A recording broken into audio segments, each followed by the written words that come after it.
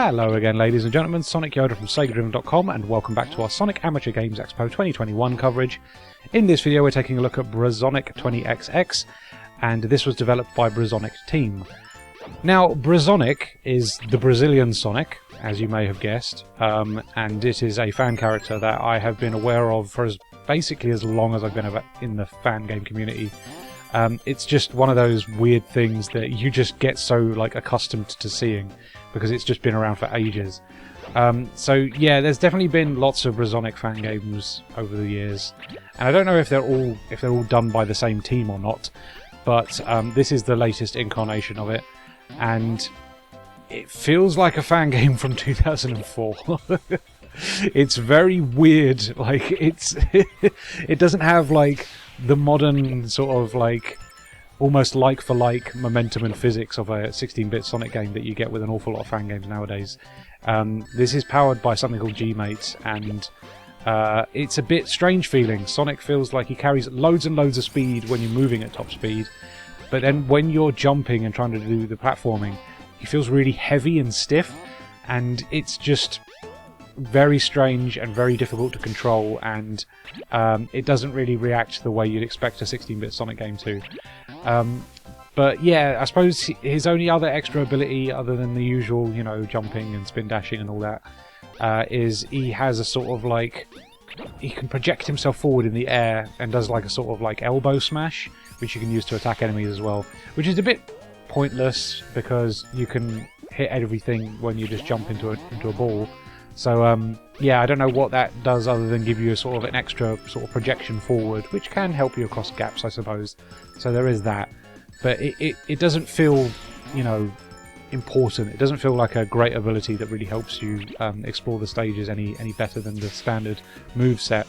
But yeah, this is just strange. So it's one of those things where it's is this an earnest development? Has someone made this with passion and actually wants to make a good game? Because there's an awful lot of game here, and it makes me think that if you're going to put that much effort into a development that's as long as this, it's well, it's got to be earnest, right? It's got to be someone genuinely wants to make a really great BrazSonic game.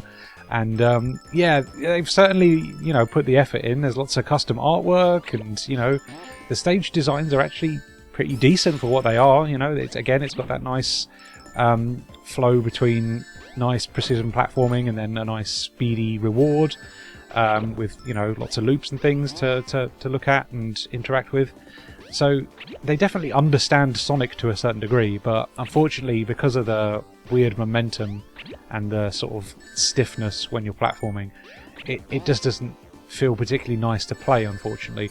But yeah, there's plenty of it here, and I often think, am I being trolled? Because it's just so strange. I don't know why the Brazilian Sonic needs to be exploring Brazil and attacking humans. Some of them actually have guns as well. It's very strange. Sonic has a friend also who is called Pello Tails, who initially attacks you, but then you become friends. I don't get it. I really don't get it, unfortunately. I would love to know the history of this character. I'm fascinated by the Brazilian Sega fan base because it's just a lore unto itself. It's very strange, and I'd love to learn more. I'd love to have this described to me a little bit better because it's fascinating and weird, and I think that's why I decided to play it.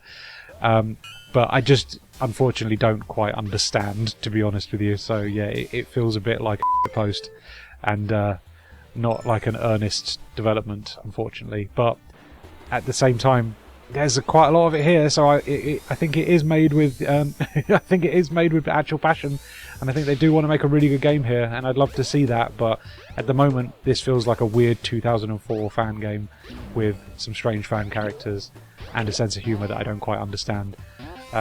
It might be a case of as well that because I'm playing this through an English translation, that some of the context is lost, but at the same time, I think this is supposed to be a silly fan character doing silly things in Brazil, and I just don't quite get it, unfortunately. Sorry, lads, but I tried.